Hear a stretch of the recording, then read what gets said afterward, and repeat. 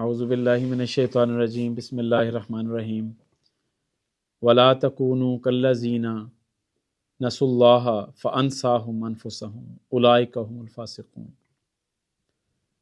اور ان لوگوں کی طرح مت بنو جنہوں نے خدا تعالیٰ کو بھلا دیا تو اللہ تعالیٰ نے ان کو ان کے نفس ان کی ذات سے بھی غافل کر دیا۔ یہ وہ لوگ ہیں جو فاسق ہیں۔ رمضان کا مہینہ عبادت کا مہینہ، خدا تعالیٰ سے پیار کا تعلق بڑھانے کا مہینہ، یہ وہ مہینہ ہے جس میں آسم نے فرمایا کہ انسان کو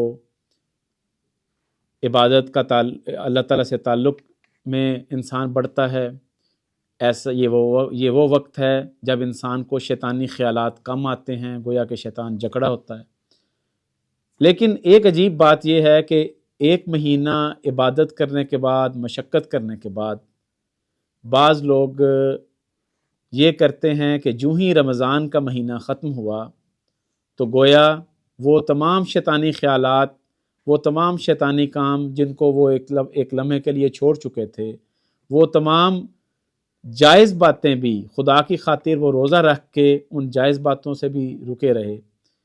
لیکن بعض لوگ یہ مہینہ ختم ہوتے ساتھ ہی دوبارہ انہی برائیوں کی طرف چلے جاتے ہیں، دوبارہ انہی حرکات کی طرف چلے جاتے ہیں جو خدا تعالیٰ کی ناراضگی کا موجب ہے۔ چاند رات وہ رات ہے جس کے لیے اکثر ہم نے دیکھا کہ لوگ یہ سمجھتے ہیں چونکہ رمضان ختم ہو گیا اب چھٹی ہے، جو چاہے کرو۔ بعض اوقات گلیوں میں، مختلف محلوں میں میلے کا سا سماں ہوتا ہے، جشن کا سا سامان ہوتا ہے، اور یوں معلوم ہوتا ہے کہ گویا کہ ایک بند تھا جو کھل گیا اور اب اس کو روکنے والا کوئی نہیں ہے۔ کثرت کے ساتھ نوجوان بچے بچیاں اس موقع پر اکٹھے ہو رہے ہوتے ہیں، اور بعض اوقات بے پردگی بھی ہوتی ہے ایسے موقع پر۔ مثلاً مہندی لگانے گئے ہیں، نوجوان لڑکیاں مہندی لگواتی ہیں تو وہ لڑکوں سے مہندی لگواتی ہیں، نامحرم مردوں سے مہندی لگواتی ہیں، چوڑیاں پہنواتی ہیں تو نامحرم مردوں سے۔ تو اسلام یہ تعلیم دیتا ہے کہ خوشی مناؤ، خوشی منانے سے اسلام نہیں روکتا، لیکن اسلام یہ کہتا ہے کہ اس کے ساتھ ساتھ خدا تعالیٰ کی تعلیمات کو مت بھولو۔ اگلے دن عید ہے، عید کا دن خوشی کا دن ہے، اور یہ چاند رات گویا کہ ایک تیاری ہوتی ہے، عید کے لیے مہندیاں لگائی جاتی ہیں، تو کوئی حرج والی بات نہیں ہے، بلکہ بڑی اچھی بات ہے تیاری کے ساتھ عید کی تیاری کرنا اور خوشی منانے کی تیاری کرنا۔ یہ بھی اللہ تعالیٰ کے ارشاد کی، اللہ تعالیٰ کے حکم کی اطاعت کا ہی ایک طریقہ ہے، کیونکہ اللہ تعالیٰ فرماتا ہے جب میں کسی بات سے منع کروں اور تم منع ہو جاؤ، اور جب میں کہوں کہ اب تم یہ کام کرو، تم یہ کرو، یہی رمضان کا سبق ہے۔ تو جب تک اللہ تعالیٰ نے کہا کہ کھانے پینے سے روکے رہو، ہم کھانے پینے سے روکے رہے۔ جب خدا تعالیٰ نے کہا کہ عید کا دن ہے آج تم کھاؤ پیو، تو ہمارا کام ہے پھر ہم اللہ تعالیٰ کی اطاعت کریں۔ اسی لیے فرمایا، حدیث میں آتا ہے کہ شیطان عید والے دن روزہ رکھتا ہے۔ عید والے دن روزہ رکھنے والا وہ شخص ہے کہ جو خدا تعالیٰ کے حکم کی نافرمانی کر رہا ہے۔ تو دیکھیں، خدا تعالیٰ خوشی منانے کا خود ارشاد فرماتا ہے، خود موقع دیتا ہے، کیونکہ انسان کی نیچر کے اندر یہ چیز ہے کہ انسان خوشی منانے کو پسند کرتا ہے۔ انسان اس بات کو کسی نہ کسی موقع پر اس کا دل کرتا ہے کہ وہ دوستوں کے ساتھ بیٹھے ملے، فیملی گیدرنگ ہو۔ لیکن یہاں پہ جو میں نے شروع میں آیت آپ کی خدمت میں عرض کی کہ لا تکونوا کالذین نسوا اللہ، ان لوگوں کی طرح مت بن جاؤ جو اللہ کو بھلا دیتے ہیں۔ تو اللہ کو نہیں بھلانا چاہے جو مرضی ہو جائے۔ چاند رات وہ رات ہے جس میں عموماً لوگ خدا کی یاد سے غافل ہو جاتے ہیں، لیکن حضرت صلی اللہ علیہ وسلم نے فرمایا کہ دیکھو، جو شخص اس رات کو عبادت کرے گا، جو شخص اس رات کو عبادت کرے گا، اس کا دل اس دن مردہ نہیں ہوگا جس دن تمام لوگوں کے دل مردہ ہوں گے۔ دیکھیں کتنی بڑی خوشخبری ہے، کتنی بڑی نوید ہے جو ہمیں سنائی گئی کہ دیکھو، سارا رمضان تم نے عبادت کی، اب یہ آخری دن ہے۔ حدیث میں اس آخری دن کو لیلۃ الجائزہ کہا گیا، اور جزا کی رات کا مطلب ہے کہ اب چونکہ تم نے محنت کی، مشقت کی، اب اللہ تعالیٰ تمہیں جزا دے گا، اب اللہ تعالیٰ تمہیں انعام دے گا۔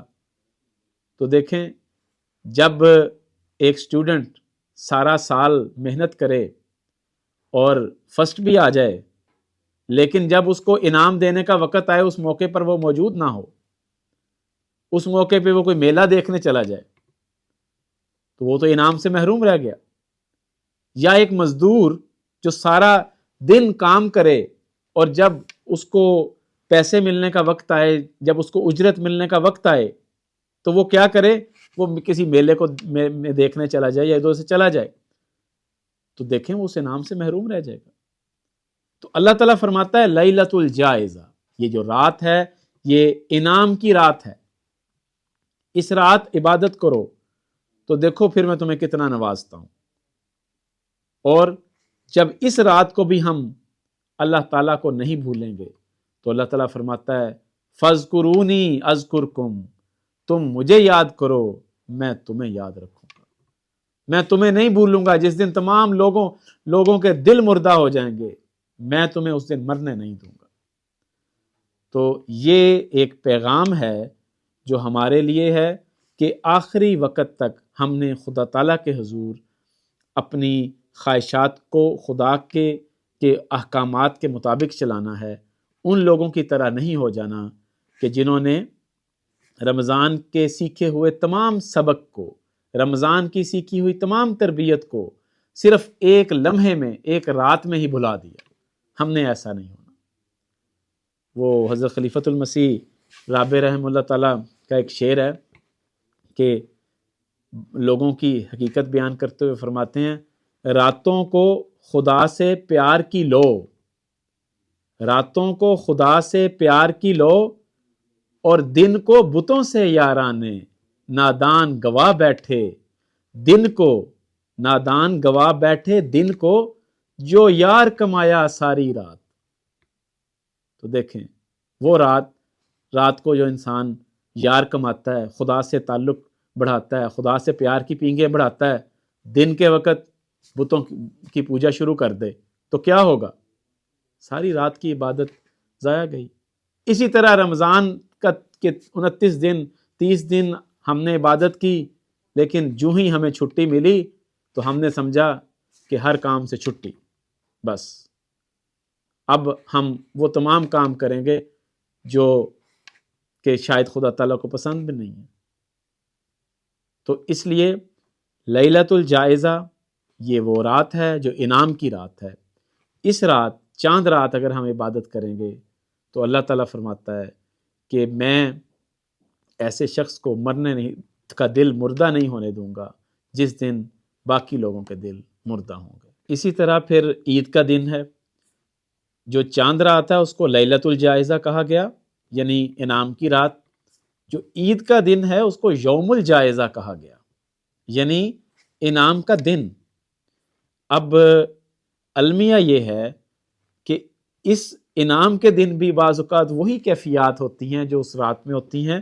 مثلا وہ لوگ جو سارا رمضان تہجد کے لیے اٹھتے رہے، وہ لوگ جو تراویحاں پڑھتے رہے، خدا تعالیٰ کی یاد میں دن اور راتیں بسر کرتے رہے، وہ لوگ جو قرآن کریم کو کثرت سے پڑھتے رہے، اس کا ترجمہ بھی پڑھتے رہے، لیکن یوں ہی عید کا دن آتا ہے تو کیا دیکھتے ہیں کہ فجر کی نماز میں پہلی صف بھی پوری نہیں ہوئی۔ تو کتنے افسوس کی بات ہے کہ ہم وہ لوگ ہیں جنہوں نے اللہ تعالیٰ سے عہد باندھا، جنہوں نے رمضان سے یہ سبق سیکھا کہ ہم خدا تعالیٰ کی عبادت کریں گے، ہم خدا تعالیٰ کے احکامات پر عمل کریں گے، لیکن عید کا دن آتے ساتھ ہی وہ تمام سبق ہم بھلا کے بیٹھ جاتے ہیں۔ تو عید کے دن خوشیاں منائیں، لیکن خدا کی یاد سے غافل نہ ہوں۔ حدیث میں آتا ہے کہ زینوا اعیادکم بالتکبیر، کہ اپنی عیدوں کو تکبیرات کے ذریعے سے مزین کرو، خوبصورت کرو۔ تو گویا اس دن بھی اللہ تعالیٰ نے فرمایا کہ میرا نام بلند کرو، چنانچہ حضرت صلی اللہ علیہ وسلم کا طریقہ تھا کہ عید کی نماز پہ جاتے ہوئے خاص طور پہ عید الفطر پہ آپ پڑھا کرتے تھے اللہ اکبر لا الہ الا اللہ واللہ اکبر وللہ الحمد۔ اسی طرح عید والے دن حضرت صلی اللہ علیہ وسلم کی یہ کوشش ہوتی تھی کہ کوئی شخص بھوکا نہ رہے، بلکہ وہ لوگ جو افورڈ نہیں کر سکتے تھے ان کو وسلم نے صدقات کے ذریعے مدد کرنے کا ارشاد فرمایا کہ وہ امیر لوگ صدقات کے ذریعے سے ایسے لوگوں کی مدد کریں۔ چنانچہ وسلم نے حضرت بلال رضی اللہ تعالیٰ عنہ کو بھیجا کہ صدقات کی تحریک کریں، خود بھی صدقات کی تحریک کی، اور اس موقع پر جو خواتین تھیں وہ اپنا زیورات بھی حضرت صلی اللہ علیہ وسلم کی خدمت میں پیش کر دیتی تھیں تاکہ غرباء کی جو ہے وہ مدد ہو سکے۔ اسی طرح جماعتی رنگ میں ہم عید فنڈ مقرر کیا گیا ہے کہ جس طرح آپ لوگ اپنے بچوں کو عیدی دیتے ہیں، جس طریقے سے آپ اپنے بچوں کو خوش رکھتے ہیں ایسے موقع پر، تو خدا تعالیٰ کی ذات کو بھی خوش رکھا جائے، اور اسلام کو بھی عیدی کی ضرورت ہے، اسلام کو بھی ضرورت ہے تاکہ اسلام بھی ترقی کرے۔ تو ایسے موقع پر اسلام کا یعنی کہ خدا تعالیٰ کا حصہ وہ نہ بھولیں، اسی لیے عید فنڈ بھی اس موقع پر رکھا جاتا ہے۔ پھر عید والے دن عبادت کی طرف توجہ دلانے کے لیے ایک نماز زائد رکھی جاتی ہے تاکہ یہ احساس رہے کہ اس دن ہم نے ایک ایکسٹرا نماز پڑھنی ہے، اور اس دن ہم نے خطبہ بھی سننا ہے، دینی باتیں بھی سننی ہیں۔ تو یہ ساری چیزیں اسی بات کا حصہ ہیں کہ جو خوشی کا موقع ہو اس خوشی کے موقع پر خدا تعالیٰ کی ذات کو نہ بھولیں، لیکن اس کے ساتھ ساتھ اسلام یہ نہیں پسند کرتا کہ آپ بالکل خوشی منائیں نہ۔ احادیث سے پتہ لگتا ہے کہ ایسے موقع پر وسلم نے بھی خوشیاں منائیں، وسلم کی فیملی نے بھی خوشیاں منائیں۔ چنانچہ حضرت عائشہ رضی اللہ تعالیٰ عنہ بیان کرتی ہیں کہ عید کا دن تھا تو عصر کی نماز کے وقت حضرت صلی اللہ علیہ وسلم نے بعض لوگوں کو بلایا جنہوں نے مختلف قسم کے کرتب کر کے دکھائے، مختلف قسم کے نیزے اور ڈھالوں کے ذریعے سے بعض قسم کے جو جنگی کرتب تھے وہ کر کے دکھائے، نیزہ بازی کر کے دکھائی۔ تو حضرت عائشہ رضی اللہ تعالیٰ عنہ کہتی ہیں کہ مجھے عاصم نے اپنے پیچھے کھڑا کیا اور کہا کہ دیکھتی رہو، اور میں دیکھتی رہی اور مجھے بڑا پسند آیا وہ۔ تو گویا خوشی کا ایک اظہار تھا کہ سب مل کے اس موقع پر وہ ایک طرح کا جو میلہ تھا اس میں شرکت کی، اور انہوں نے بھی اپنے کرتب دکھائے۔ تو اس میں کوئی شک نہیں ہے کہ اس دن آپ نے مختلف رنگ میں اپنی خوشی کا اظہار بھی کرنا ہے۔ پھر حضرت صلی اللہ علیہ وسلم اس دن اچھے کپڑے پہنتے تھے، یہ بھی ہم لوگ بھی ایسا ہی کرتے ہیں، نہاتے تھے، بدنی صفائی کرتے تھے، کپڑے اچھے رکھتے تھے، اچھا کھانا کھاتے تھے، بلکہ ملتا ہے کہ عید کی نماز سے پہلے بھی کچھ کھا کے جاتے تھے، آ کے بھی جہاں تک ہو سکتا ہے اللہ تعالیٰ کے حکم کے مطابق عمل کرتے ہوئے کھایا کرتے تھے۔ تو اصل بنیاد یہی ہے کہ ہم نے خدا کی ذات کو نہیں بھولنا، چاہے وہ جون سی بھی حالت ہے، چاہے وہ خوشی کی حالت ہے، چاہے وہ غمی کی حالت ہے۔ غمی کی حالت ہے تو اللہ تعالیٰ نے ہمیں یہی سکھایا کہ ہم نے یہی کہنا ہے کہ اے خدا ہم تیرے لیے ہیں، ہمارا سب کچھ تیرے لیے، انا للہ و انا الیہ راجعون۔